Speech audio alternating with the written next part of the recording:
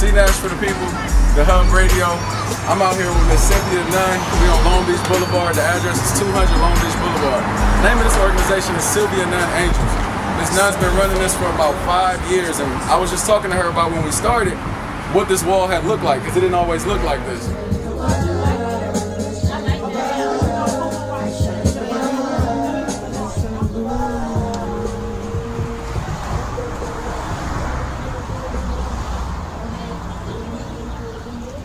Uh-oh, the iconic moment.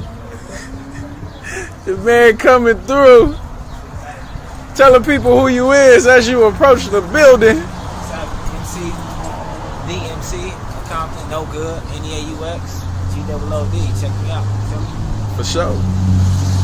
And we on. Let's put this hood piece right here. We gotta promote that. Let them know this is why we out here.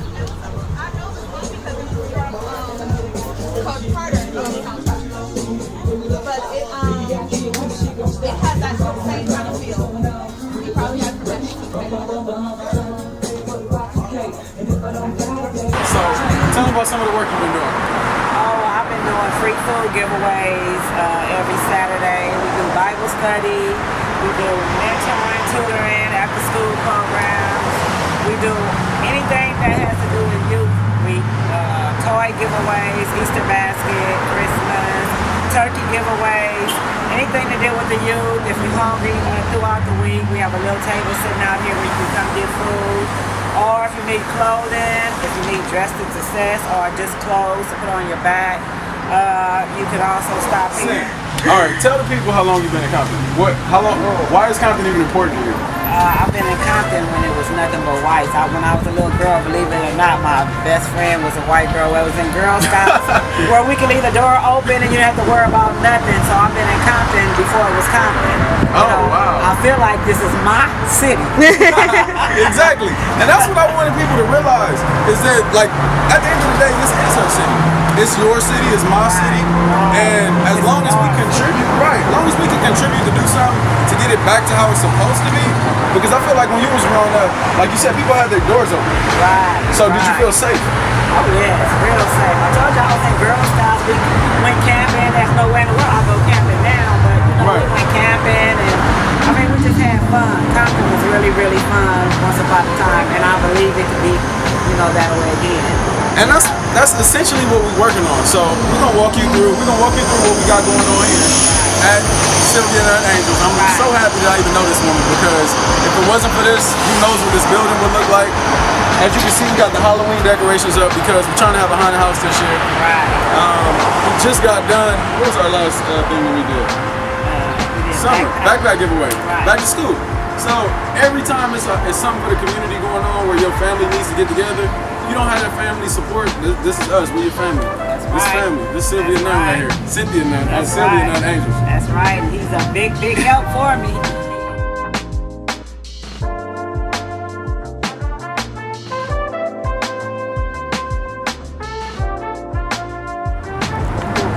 So tell us some of the history behind this wall right here. What's going on with this? How do you explain it? Okay, so this is our Rest in Peace wall mural. I decided once I came into here, I wanted to have a Rest in Peace wall mural. I know we have a wall for our soldiers that, fought for our country, but I wanted the parents to know that none of their kids are forgotten. So it's a small Rest in Peace wall mural, as you can see, with a lot of names and a lot to be added. But I want the parents to know that your kid, your son, your daughter, or whoever is not forgotten. If their name is not up there, if you don't know about the Rest in Peace wall mural, then you can also stop by, leave the name, and their name will go on the wall. The outside wall is for violence, and we have a Rest in Peace wall mural on the inside for natural causes, cancer, and stuff like that. So I just want everybody to know that you're not forgotten. We had a lot of people lose their lives, especially one of the guys that wrote High Top, who was writing a lot of the names on the walls. Also said, I don't want my name on the wall, and I think 2 or 3 weeks after that, and he wound up getting killed. So this is our Rest in Peace wall there. You know what? I think it's important for us to really respect our ancestors and represent the lives that they lived, because even if it wasn't all positive, they definitely impacted people with their loss from our community. And I think it's important for us to just celebrate the lives of the people that aren't here, their contributions.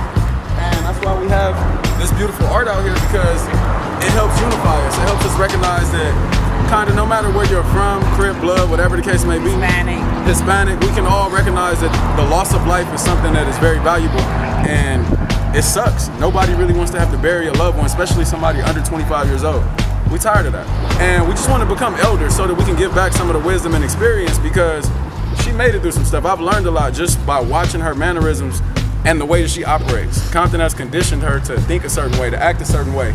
And it's beautiful because she's using it to uplift the city, which is what we all should be learning to do. So for her to take this bold step and create historic landmarks in the community that can represent our ancestors, who's really doing that? We have a living, breathing example of what you can do when you go against the grain and decide, let me just repair some stuff. Let me just try my best to live for God and uplift my people, because I figured out how to. I figured out my purpose in life.